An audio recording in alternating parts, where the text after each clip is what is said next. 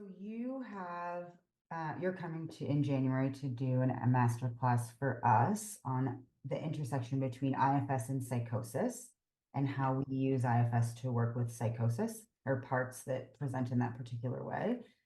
You want Yeah. to share a little bit about what you're going to bring us? Yeah. So I've been working with this population for, I don't know, 15 or more years, probably more than that. And before IFS, I was using sort of the traditional sort of hearing voices approach and things like that. And I found it wasn't really enough. And since I found IFS, it's just really helped me to better attune to clients. It's helped me to see better outcomes with clients.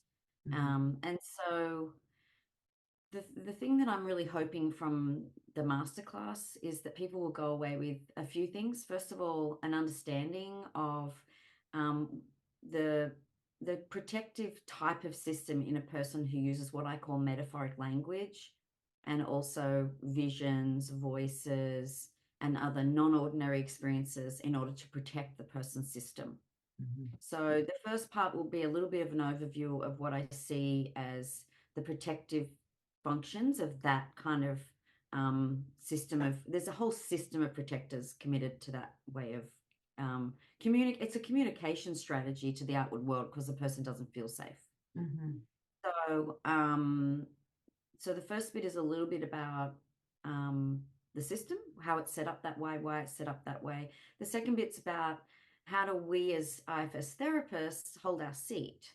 How do we stay in our self energy and our curiosity without getting into thinking parts, rationalizing, um, negating experiences, and quite a bit. I'm going to talk a bit about staying with keeping out of content and staying with process.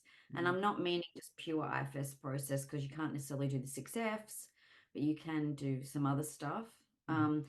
But how do we, as IFS therapists, stay really unafraid of the experience usually the person's very afraid, and Mhm. you'll pick up on that.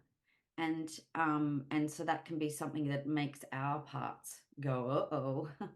um, so the second part will be a little bit about our self energy and what we're offering. There's also a piece in there in the training about what I call the dance, the relational dance with someone who has this kind of presentation where we're sort of leaning into what they're letting us know, but Mhm. because they're afraid to know.